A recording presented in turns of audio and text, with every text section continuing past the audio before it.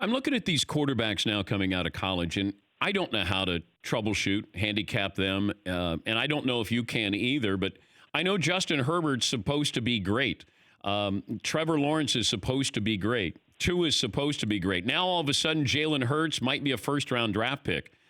This is a fluid subject here, and trying to figure out how Daniel Jones, who would have thought? So how do you look at these quarterbacks if you're asked to project of how you think they'll perform in the NFL? Well, I think the one thing about all those guys is that each one of them have this one quality that stands out more so than everything else. And so if you're talking about Herbert, and Dan, have you ever seen him in person? No, but I've heard he's a big dude. He's really impressive. And I did their bowl game last year versus Michigan State. And from watching the tape and the film, just from an overall, playing the position, I kind of was thinking to myself, I'm not sure what all the hype is about this guy. And then I went down on the field before the game, and you see that he's 6'6". He throws absolute lasers. I mean, the ball just coming out of his hand, and he's a great athlete. He's a really good kid. You see all these other qualities that you say, okay, I get it.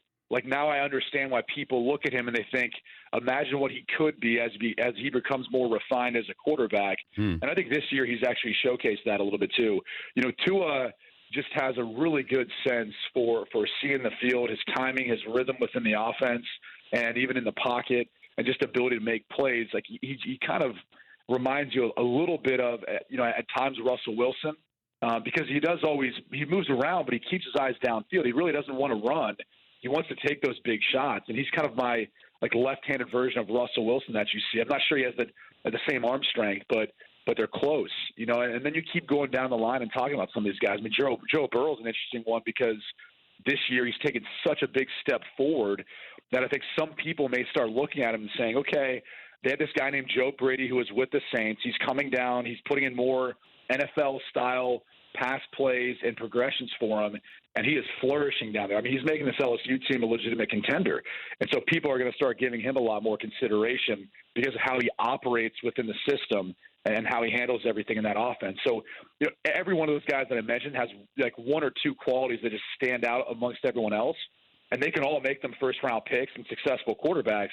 But I kind of go back to what I said about all the guys who are going to be Hall of Famers. It's the situation, circumstance they enter into. I think that's paramount to even some of these qualities that I'm talking about, because Gardner Minshew doesn't have any of those qualities as good as the guys I just named. I mean, he's accurate. He's obviously athletic enough. He's got a strong enough arm. He's got the best personality you'll find in any one of these quarterbacks, but he's also in a situation where his defense can help him out. He's got some over the running game, and they don't put too much on his plate in order for him to win games. Is Jalen Hurts now a first-round draft pick? No. I based on what I've watched so far on film, I mean, for starters, I'd say that he hasn't even really been tested. I mean, let's just go back to last week. They only put up 45 points and only had 545 yards of total offense, and that was their worst performance of the year so far. So, I mean, they haven't been tested, and so this week will really, I think, give us a sense or tell what he could potentially be as a prospect, because I do think their defensive coordinator at Texas, Todd Orlando, is going to force him to try to play from the pocket.